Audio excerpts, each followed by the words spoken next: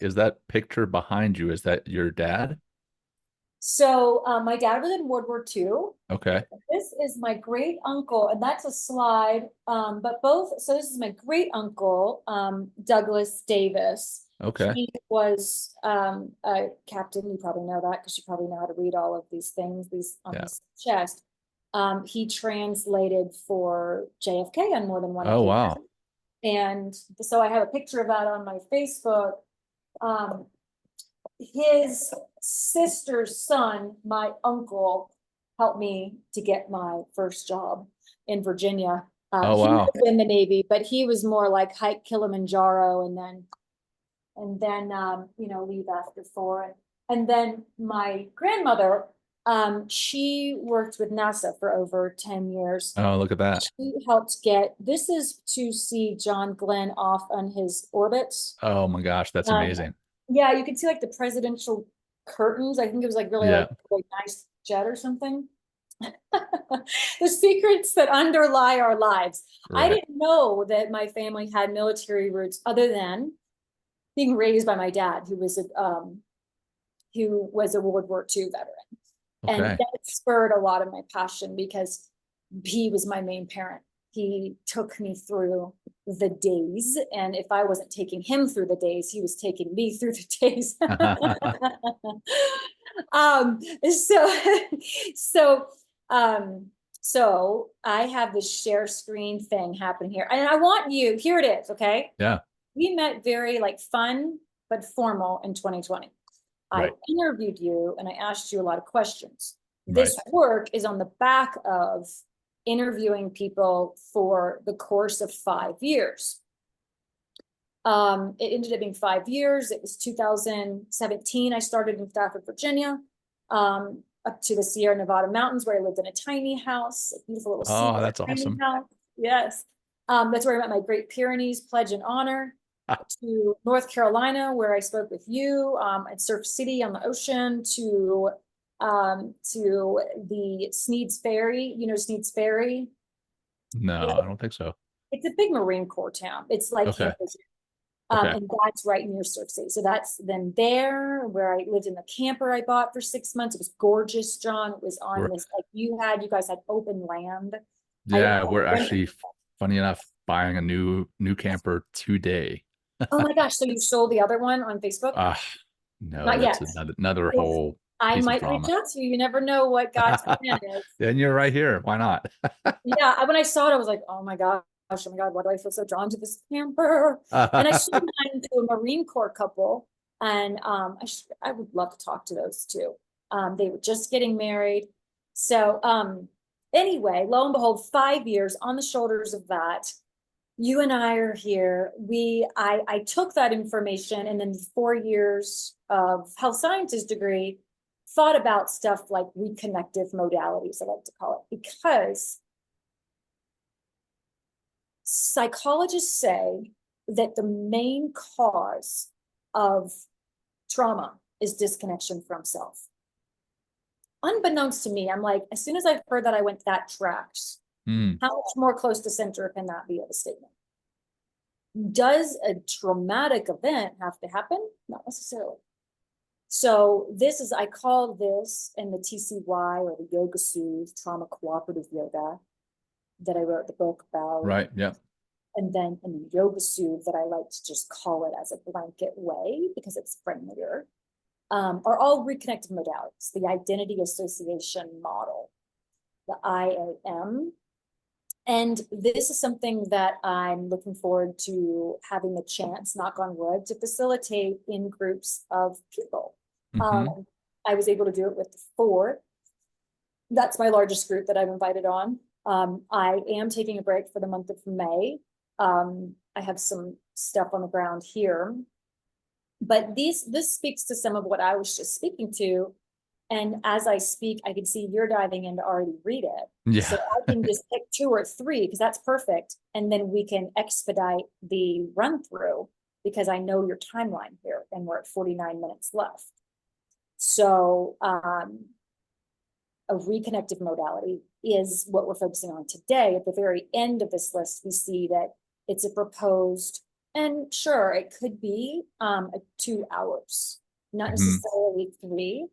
I just speak to having developed that at Goddard College and University. Then you've got just kind of dedicating the last chapter of the trauma resolution training and trauma cooperative yoga to our service members, because in 2020, 18 weeks total, people I reached out to just joined these interactive experiential classes where I wanted to illustrate that peer support is bottom line the utmost importance for vitality and resilience in our service members.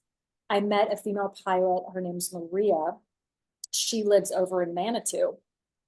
Isn't that such an idyllic place to go? It's so I drawn. was just in Manitou, yeah, this Oh, past weekend. just can't get enough of Manitou, Garden of the Gods, Colorado. Yeah. It's so beautiful. It's so funny. Garden of the Gods, seeing all those international people just wow, deifying the rocks and looking around. Wow, they're just in this beautiful stupor. And she said that they're doing the army is doing R2R already. Yeah. Active Yep. duty. They're having recurring for now. That branch started doing active duty. And when I presented this to my nieces, there's a picture of her in here that we might make it to. Knock on wood, we will. My niece introduced me when I was a teenager to her friend who was having a parrot party, so a Jimmy Buffett party in Atlanta. And we were all there, and he's kept in touch with me over the years and randomly reached out and said, I think you need to meet this person I'm selling a house to. He's a former lieutenant colonel with the Air Force for over 20 years. And so he skyrocketed the launch of this on President's Day of this year when we went through it. And I have a clip of him speaking to that he believes this is really great for this identity association model and the like to be used throughout, like the Army's doing, while not just the big ultimate transition to civilian, but throughout. And this just speaks to everything that I just showed you with the photos. Mm-hmm. Having had the 501c3 and then the different family related relationships and the intent of learning a self-guided resource, because it is oftentimes up to service members to self-assess and figure out Sure. what do I need right now. And then to learn to access and assess the self to reduce any unnecessary suffering, reducing harm, and even possible chance of anything like the greatest harm, which is to just stop, to throw the towel in completely. So Right. this is an idea of presenting at the front and saying, get a study buddy, forge bonds, so that your self-association is already starting to shift in that you're building a bond that otherwise in uniform you would never have been encouraged to have such like a kind of, it would be disruptive to have such personal bonds taking place all the time, but to actually cater to people talking about things other than work together. Common sense, just easy stuff. And Sure. just the studies that you've seen a lot of the studies. There's 45,000 last I checked nonprofits in the United States that cater to military resilience alone. And I think all those people got together and worked on some real clear initiatives and all decided upon them. Mountains do move and continue to move. And we kind of looked at like, why might there be self-harm? And lower level of education was at the top of the list, as we can see. And I want you to wonder out loud with me. So there's no interruption. There's just contribution. So you are here for a reason, and it matters to me and anyone, with us to just hear from you too. So if you disagree or have a question about anything, that helps. Yeah. I don't have a disagreement with any of this. I fully agree with all of this. However, I believe a piece that is missing is loss of purpose, loss of mission, and maybe even loss of identity. That's the ones I hear very often. Yeah, loss of purpose. Yes, exactly. Because for 4 years or for 40 years, however long you've been in, a lot of people, when they wear their uniform, they start to identify as that rank, as that mission. So, you know, I was a SEAL, so there's a big piece of me that identifies as a Navy SEAL. There's pilots who will forever and always to define themselves as pilots. But then when they lose the ability to actually fly, it's like a chunk of them has been cut out of their lives. A part of them has been cut out of their identity. So What I heard you saying, John, what I heard you saying was there's that identification with the role, which is pilot. And then I heard in between there, what I heard that is inspiring is that there's the actual ability to fly, and there's lots of ways to fly within our lives. So it's learning I to like that. collaborate with ourselves and like what do I value so much, which points to the transferable strength slide too. Right. Yeah, and tied to that, I actually don't think that there is an actual loss of identity. We feel that there is, but there's not one. Really, we're still the same person deep down underneath the many layers that have been layered on top since we joined the military. We're still the same person. And if we can peel back those proverbial onion layers, we can find who we used to be. That's why I teach mindfulness and meditation. Is I feel that this is still my way of serving, and I've always wanted to be a servant of some form or fashion.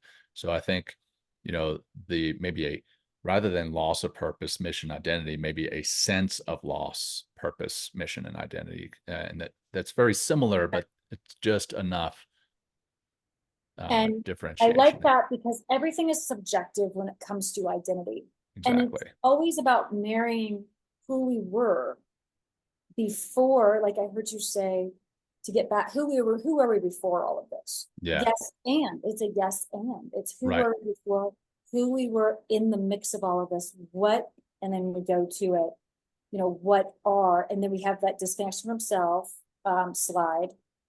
And I'm happy to send this to you as well. It's just that the identity associations I'm looking to publish in a book, so that can't be like published. But if this is totally deliverable by anyone.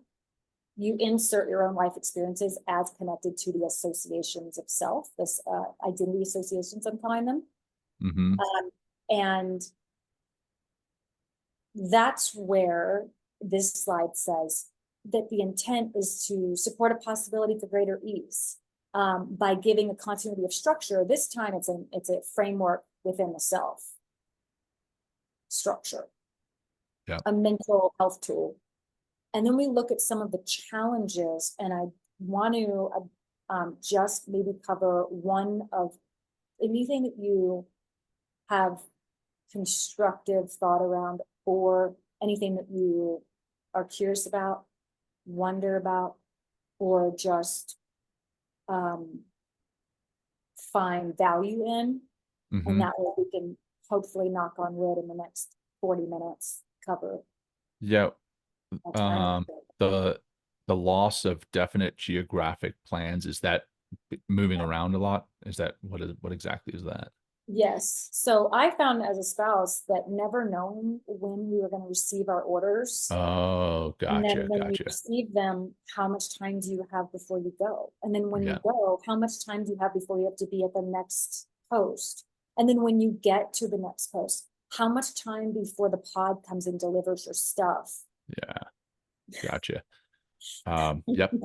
Fully agree with that. And then personal restlessness, I still struggle with, and I'm sure I'm going to struggle with it for the rest of my life. My poor kids have to deal with it.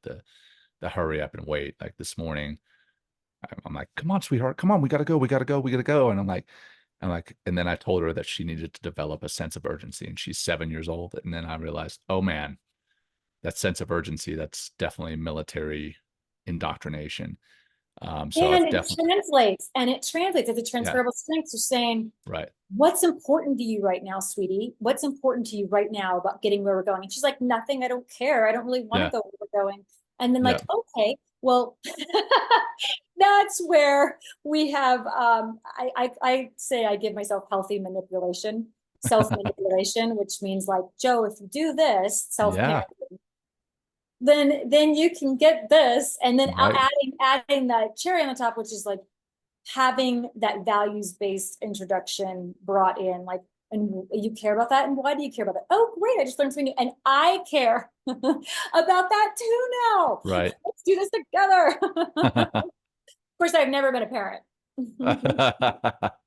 Yeah, well, So yeah, ever it's an been wave experience. syndrome? Yeah, for sure. And it's Hey, not just John. for ourselves, but it's something that transfers, I think, to others for sure.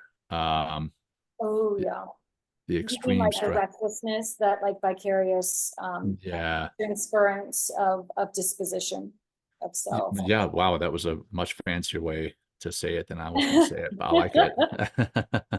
Okay. um, Extreme stress regarding structures is such as, yeah, I don't know that I would say extreme stress for myself, but I definitely feel that when I'm in a room and I know that there's a specific hierarchy. There's a level of respect that comes from being somewhere lower on that ladder. Mhm. So definitely a piece of that. Hypervigilance, absolutely. Isolation, yeah, I'm not a big fan of being around big crowds. Really, the only people that I enjoy being around in a large crowd are other veterans or other Navy SEALs. Yep, extreme love, yep. Heightened awareness of impact of one's actions on the others. Hmm, that's an interesting Weird that one. some people identify with that. Um, I think that's where we dance that line. I know you must talk about this with veterans. We might even talked about it. We dance the line between forgetting the self and there not being enough presence of self in a situation where the needs of self are now taking a back seat. And Uh, because I'm so hyper aware of everyone else, I could feel mhm. everyone else and have trouble feeling my own body. That's such a trademark of Yeah. good Oh, for sure. But is that captured in the heightened awareness of impact of one's actions on others? Because that actually seems it's um neutral. Remember how you said, yeah. is that good or bad in the beginning? It's a Oh, neutral okay. statement. So I guess Okay. it's I guess challenges are neutral in their greatest light. Yeah. Um, when someone says like, what's wrong? But then another person says, what's the matter? What is Mm, what's the matter at hand? It's a hmm. challenge, and we get to discern what it is ultimately by how we Yeah, it's take that it. old Tibetan proverb where the man loses his horse and people are like, oh, that's so unfortunate. And he says, well, we'll see. And I'm sure you've heard of Right, that. Yeah. right, right. I was just saying the proverb of that which does not bend breaks. Mm, The Tao. yeah. Yeah. I haven't actually heard that one, but I know what you're saying. I can Yeah. feel the sense of that wisdom infiltrating in there. Yeah. Um, I'll send it to you. It's a great one. Yay! Yeah. Yes, please. Yes, please. Are Yeah. we? I guess I no longer have your email, which you don't want to share right now to everyone. No, I mean, But I'm we, Joe at joestanding.com. okay. Yeah. I'm Just pretty Joe, sure I've got that still. J-O at Yep. joestanding.com. I kept my maiden name, which he got, and that was cool. Um, being a writer and whatnot. Yeah. Transitioning challenges and transferable strengths. Um, this has sometimes taken up to 3 hours. I mean, mindful because I know we have 35 minutes, but the great levels of uncertainty, I'm going to read it out loud. Hyper reliance on outside orders, ability to take initiative on one's own. You know what? Mm, Let's do it. Let's scratch it. I want because you were really good last time at picking out, having the experience with the material in the present moment and being yeah. able to comment as you go through or just kind of nod and The It's funny. I was actually talking about the third bullet yesterday, the ability to take initiative on one's own due to sudden orderlessness, um, specifically going to the dentist. And what I mean by that is, and I'm sure you felt it or saw it with your husband, um, or your ex, you're told, hey, you need to go to the dentist, you need to go to the doctor, you need to go to do this. Let me tell you, I don't know why, but for some reason I was like, oh, I'm sure I'm going to have somebody telling me to go to the dentist when I retire. And there's not. So I have to put it in my phone to remind me. But there's definitely, I'm sure, veterans who haven't been to the dentist since they've gotten out, or haven't been to the doctor and gotten their annual checkup since they've gotten out, because they're not going to take that initiative because we've been told what to do for so much of our lives when it comes down to the little seemingly trivial things when actually they're huge. I mean, our mental, physical, emotional health, those are all things that we need to take care of, but we're not going to because nobody's telling us to. So fully agree with that. Loss of cohesiveness of purpose as one action now drives. Unless, caveat, unless we have the experience in real time with a group of people, some of them we know, some of them we don't know. Mm-hmm. Because people are at different posts at different times and they change out a lot, as you know. Yeah. So even if everyone who's all transitioning out, they're from different platoons, squadrons, units, whatever Right. they're associated as. The caveat might be that the experience, because there's so many neural nets that's built with the inaction of with an experience versus reading something on a page, Mm-hmm. having an experience. Remember the study buddy at the beginning, asking people to take initiative, find Yep. someone nearby to do this work with. And essentially the exercises that are at the end here, and I'm adding to them, I have 8 notebooks on my table right now to add more. Essentially the exercises are they're more than anything an exercise in autonomy, an exercise in spearheading one's own way. Mm-hmm. Can you see the little one at the very bottom? The unwavering dependence on decisions made by others can cause negations to one's own sense of selfhood and sense of agency. Yeah, I would agree with that. And Definitely. someone said, well, I agree. It depends on if they're on the enlisted side or the Oh, officer side, let's see. Unwavering dependence how on that decision. plays out. I mean, I think I mean, even as a junior officer, you're still going to have a dependence on decisions made by others. Mm. Um, Yes, I think they yeah. identified it with it more strongly without knowing the why. Mm, Is more what I'm speaking to on this okay. one. Okay. Yeah, And that makes sense. I Um, think the why changes if it's officer or enlisted side, yeah.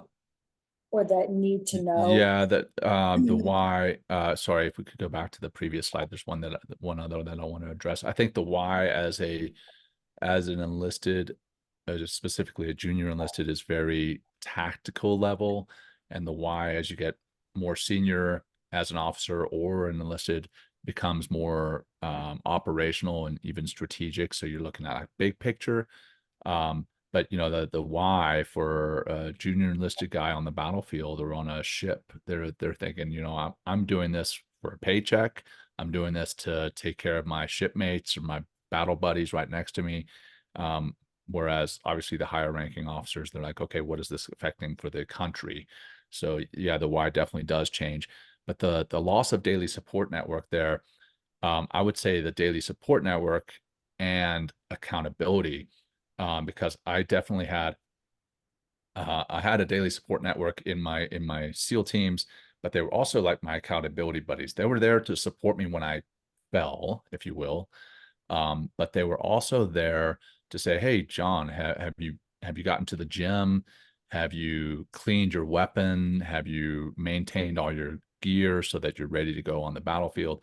And when I left, I very quickly put on 20 or 30 pounds Yeah. because I didn't have anybody there to hold me accountable to get into the gym or to do a run. And I just assumed. Now I've since built an accountability network, but I feel the support network is definitely a piece of it, but there's also a piece of accountability that comes And with it. how did you do that? How did you build it just to create those connections? Yeah, I built it through social media. I built it through business partners and friends. And you know, now I literally wear this wearable that people hold me accountable through the same group.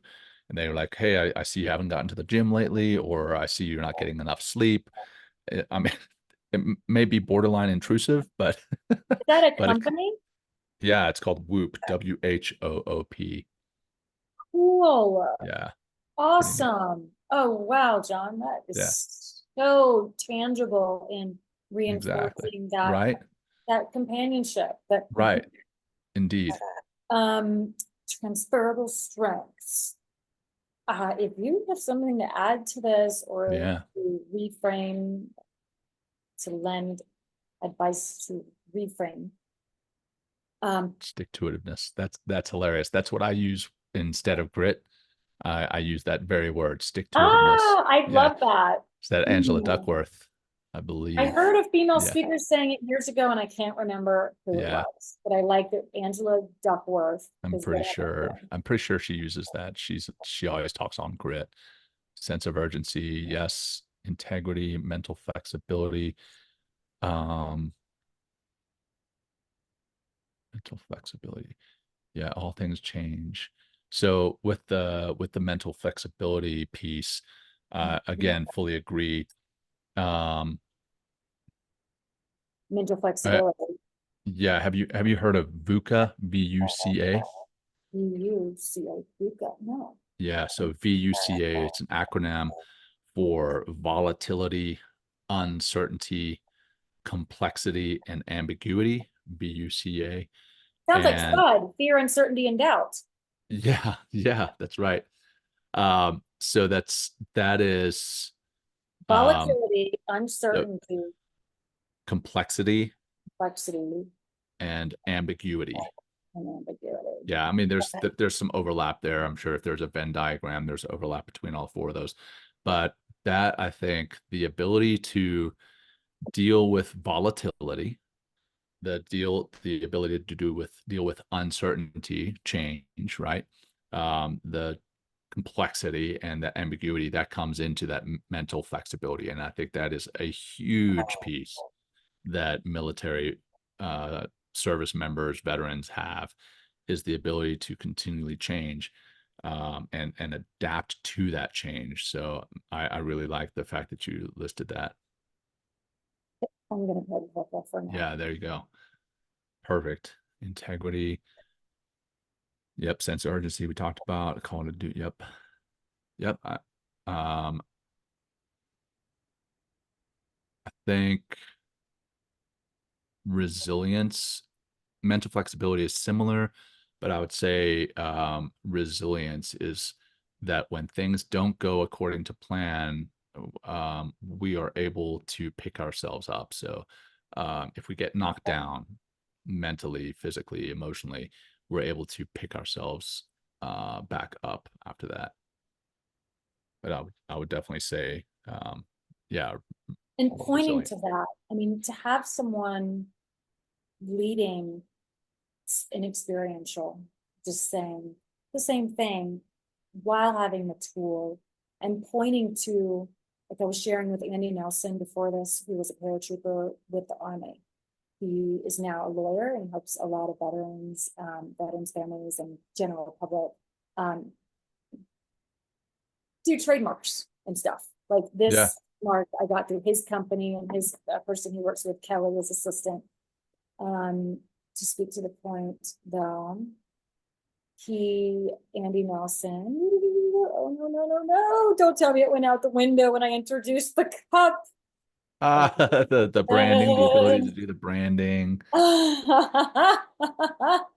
He where were we before my introduction? You it was on it's on the He's a field of paratrooper.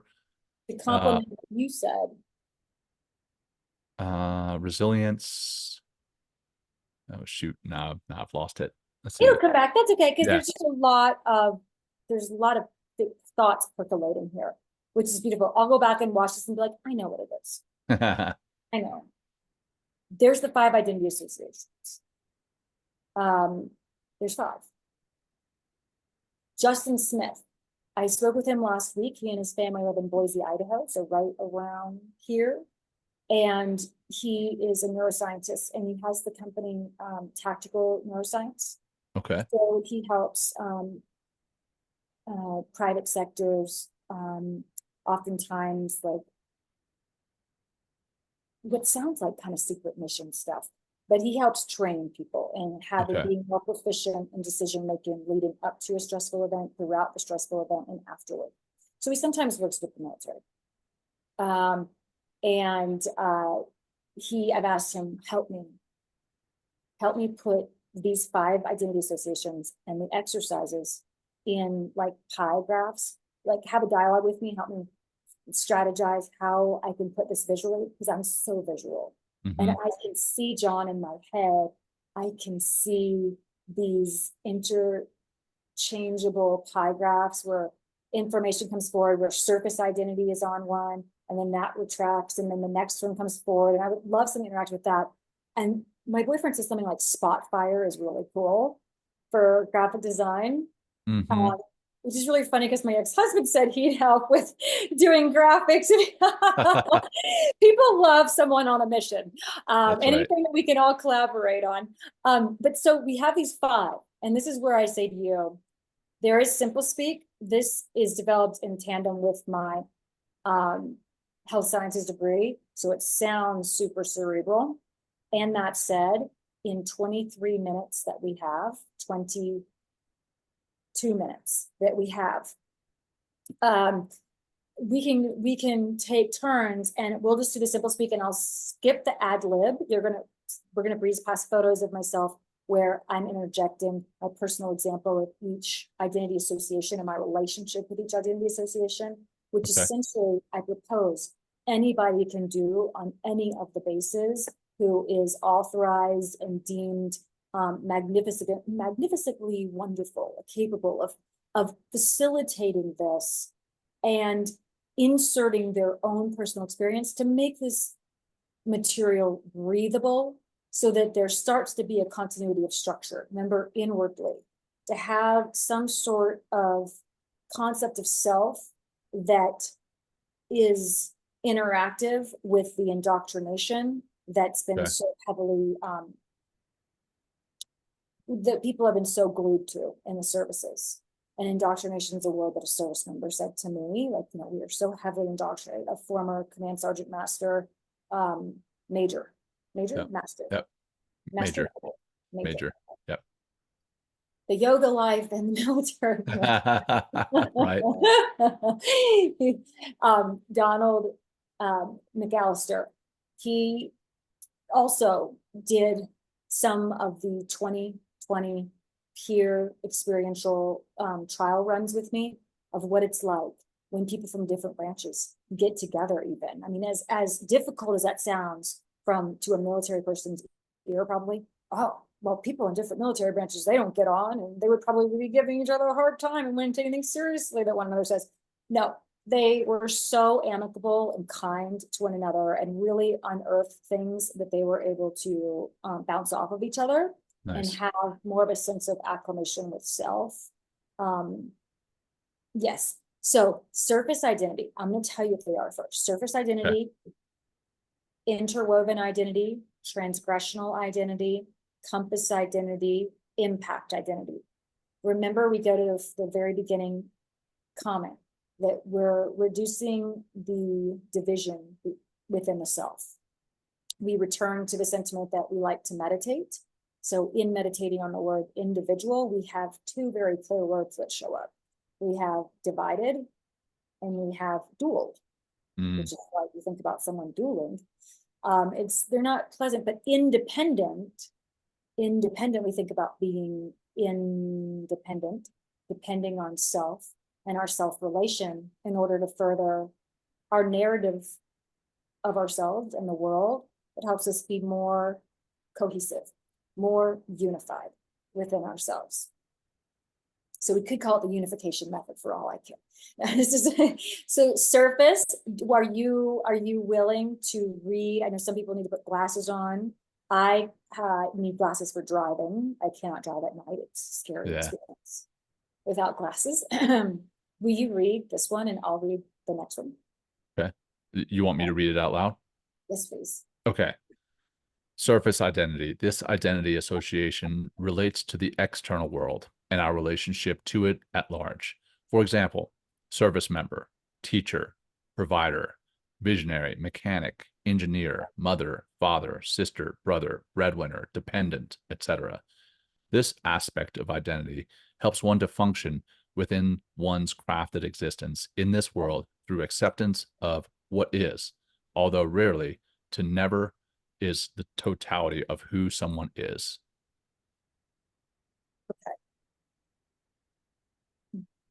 This one, we boiled it down to a sentence. This form of identity association relates to the external world and our relationship to it, although rarely to never is the totality of who someone is. You want to read this one? Simple speak, how we relate to ourselves and the world by way of our chosen or assigned roles and titles. So beautiful. The retired lieutenant colonel spoke to this one and how he transitioned about how he showed up, how he was relating to himself in relationship to his external roles, had to completely do a flipperoo when he went into civilian workplace. And how fortunately he said, hallelujah, my boss was a retired Marine. And so his boss was able to have a sit down with him and say, you know, what worked then doesn't work now. Right, right. And how humble and beautiful that was of him. Oh yeah, I am guilty of wearing the Commander Macaskill hat at home quite often. Yeah. And how humility building and how more relational we become with people, the more we identify with ourselves, we create some room edgewise to bring in more self-interpretation and see our worth and our value beyond our stars and stripes. I wouldn't have gone and done all the things I've done in my life if it weren't for continuously integrating a very humble interpretation of myself. Even though people will be like, what, you know, and people don't oftentimes get it, but it keeps us in check. Because one thing we know for sure, whatever proverb we're adhering to, it's just the rule of gravity. What comes up must. Yeah. So we need to have some self-relation that's outside of those. Then we look at the best light and the potential harm. So each identity association, we're not like, ooh, today I want to be more impact identity because that's where I am worthy. No. It's both have the sterling side and then the more struggling side. And then that conversation between those two sides to neutralize is where we get into more fine-tuned agreements with ourselves and we begin to flourish in the outside world. It's snowball effect by shifting that self-interpretation. So do you want to read one or all of the bullets? Sure. All right, so I'll go down the best light side first. Best light of surface is certainty, grounding, belonging, self-assertion, confidence in who one thinks one is, and self-acceptance. And then the potential harm for the same is self-deception, self-doubt, self-sabotage, and restrictive righteousness. Ooh. Those words came to me so naturally. Restrictive righteousness. Yes, because it's like, no, I am. If I, if I think about one great high moment in my life, that's who I am. Bottom line, how much am I going to grow? Right. Yeah, very restricted mind, growth, the opposite of growth mindset. Yes, fixed and growth. Yeah, exactly. Yes, hallelujah. Transgressional. This identity association seeks to please a form or construct of oneself, neither good nor bad, as is related to one's nuclear family. In and of itself, neither good nor bad. It's how we actively relate. So that's where our agency comes in. That's where our intelligence builds, our self-intelligence, our inward foundation to more greatly skillfully navigate life.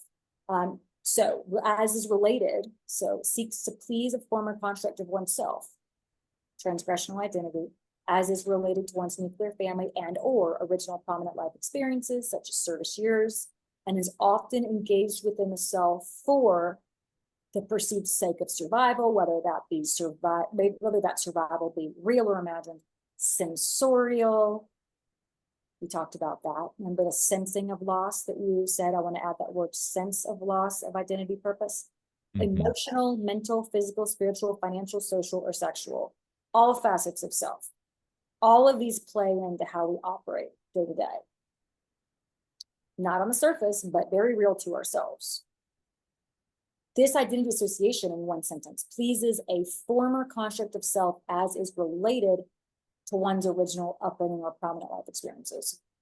So we can see the perk possibly, we're about to see those, but you want to read a simple speak? Sure. The conscious or unconscious activation of previously learned ways of being, oftentimes to try and harmonize with the present moment as conflict arises. Yeah, I would just say the mask we wear, or the armor that we carry, or the armor that we wear, or the shield that we carry to kind of fit in. But I do like this, the conscious or unconscious activations. Yeah, 100%. Like, it's who we are when we're around others versus who we are when we're by ourselves. Or even, you know how good we are at avoiding ourselves. Oh yeah. I mean, so it can be in a room by ourselves too. Right. And sometimes it's conscious and sometimes it's unconscious. I'm going to be this way because that's how they expect me to be, and Sure. don't want to create any disquiet for anyone in the room. Mm-hmm. Or unconscious, that quick resorting to being a certain way because I've yet to say, you know what, that's this, I can feel it. We don't need to necessarily even say so many words to ourselves. If we're being genuine about what we're feeling, if we feel like shit, there's probably something out of balance, something Right. my conscious and my unconscious are out of alignment. I love that there's a quote, and I wish I could remember who it is. I'm sure it's Googleable. It's the real gauge if we are living our values as if we're happy. Mm-hmm. So that changes every day. When we think something like 10,000 thoughts a day, imagine if we just like harness a few, then the rest of the thoughts start to follow. Right. So they start creating new clusters of being and ways of acting, these new islands within our brains that store these independent findings in the sensorial aspect even of self. Sometimes it's that, as Peter Levine points out, it's oftentimes this information stored in our bodies. So I think people who have gone through surgeries, like we're the luckiest people on the planet. I don't know if you have ever had a physical surgery, Mm-hmm. but I've had quite a number. And I will never feel more empowered than having felt so like intimate with my physical experience. Mm-hmm. And then growing that self-connection in that sensing aspect. Dogs. That's why we love dogs, because we have our thinking executive center that, you know, we have Justin Smith, the neuroscientist, and who has his hand over his head last week in the video. And we have the feeling part. The brainstem is how we sense. And that's the real genius. Mm-hmm. Because if we can sense something, people are not going to say, we're oftentimes not, as we pointed out, not going to say what's really on our minds. Maybe we haven't created the bridges or had the tool to create the bridges yet. Feelings come and go. They're super relevant. They're empowering. You know that Gottman wheel. You know that Gottman wheel. I just love it so much. Oh yeah. Yeah, we've done a whole show on this. Oh, that's so cool. Did you have them on your show? No, I wish. No, we just brought the wheel on. Well, I bet you that they will come. That'd be great. Absolutely. Okay, so I'm skipping. Okay. Yeah, that's I'm fine. skipping my personal story. It goes and speaks to transgressional and pleasing myself, a former construct of myself. And I showed a positive light and a negative light of having done so. Positive light and negative light. of anchoring within myself and saying, I'm going to please a former construct of myself. One, in the positive light, it was me saying, I had a very strong relationship with my dad. I Mhm. was going to say no to anyone else getting the better of me, because that's a former construct of self that was built into me by my dad. Mhm. So that was a great thing. It allowed me to continue to live my life where there were these moments of injustices that we all encountered, oftentimes on a frequent basis even. So I think what people are most scared of is the thinking mind. So if we can really gather ourselves enough to cohesively lay out details and the minutia of an injustice, that really speaks to people long term. Calls to the listener to say, maybe I better listen a little more closely. Maybe I can be a solution or a part of the solution here. Best light, potential harm of transgressional identity. Do you want to take us away? Yeah. And I'd like to add one here in a minute if Yeah. you're okay. Oh, yeah, your story. No, I was just going to say on the potential harm column, um, I would say it's maybe either insincere or disingenuous, because basically you're in a way you're kind of lying to others around you, uh, lying to yourself, trying to make the world an easier place to live in, trying to make things smoother, if you will. So What do you think about the way I did it? So I put self-betrayal based on insincerity. I think it's self-betrayal, but I think you could also betray others. And specifically what I mean, I don't know if you've ever read the book No More Mr. Nice Guy. Ooh, no. It's written for men, but the effects are right there for women. And a lot of men go through their lives trying to appear to be this nice guy, and really when you again peel back the layers of the onion, the only reason they're being nice is not because they're truly nice. They're being nice because they don't want people to see them for who they truly are. And that actually is out of fear. That's based out of fear. And they end up lying to others until they explode. They're like, oh, I'm going to be the nicest husband. I'm going to be the nicest husband. And then something goes wrong. And now because they've been holding back, they haven't let the spouse know for so long. Now they explode. So I think there definitely is self-betrayal there, absolutely. But it's also you are portraying, not betraying, but portraying yourself in a light that is not true to others. So it's insincere or disingenuous. And That all to like bypass being uncomfortable for a few seconds. exactly 100%. It's fear and the inability to be uncomfortable. That's my 2 cents, and you can capture that if you want to or not. But I'll read the best light and then potential harm. Best light can be strategic, desire to make people happy, can be easier to fit in. A relational harmony might feel relationally safe. And then the potential harm column is complacency, self neglect, self sabotage, cowardice, self betrayal based on insincerity. And being disingenuous Yeah. is Yeah. insincerity. So I thought, well, I'll just leave it at insincerity.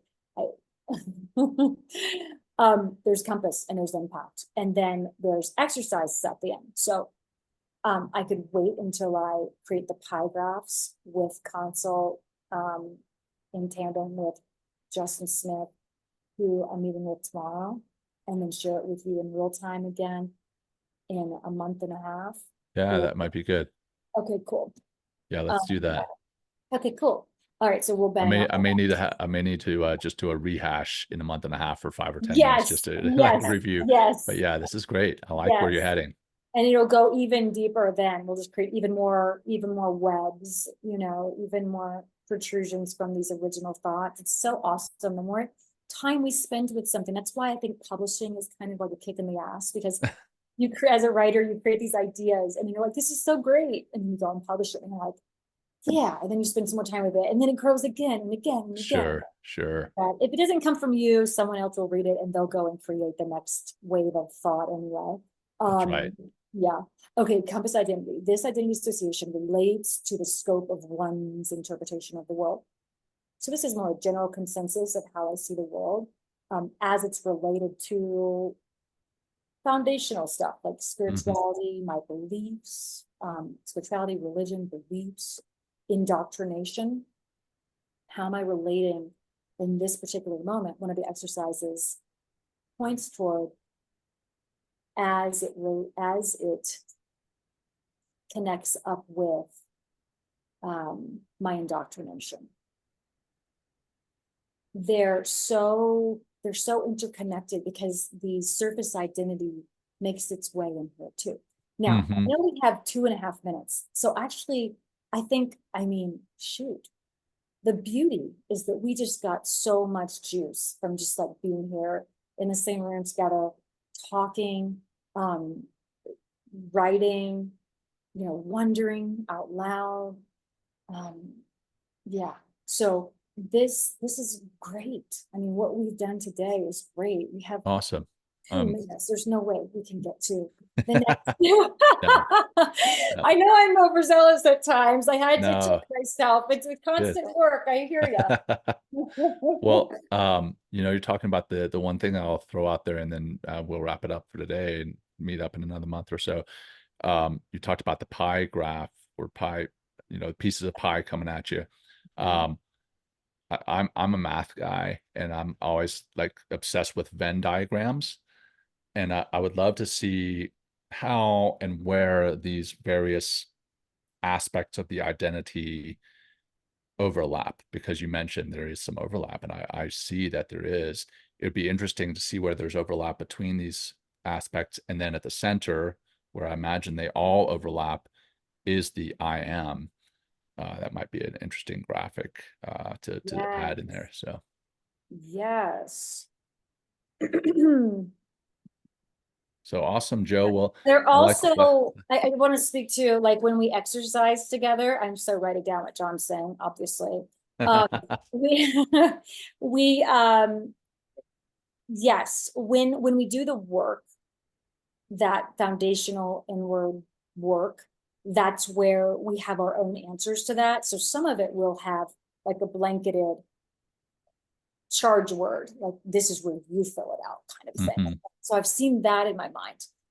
Okay, yes. Aloha awesome. From the Rocky Mountains, your neighbor. We have I can't believe that. That's wild. Out. Yeah, I thought you were way up north, and then I saw something you were down here. I was like, yeah, he probably comes down here and works on the bases and then goes home to the north part, like Longmont or somewhere. No, I'm was north. Anyway. Yeah, I'm right here, and I work off of Woodman Road. So cool. I'm off of the zoo exit. Do you know where the zoo okay, so you're further south. Yeah.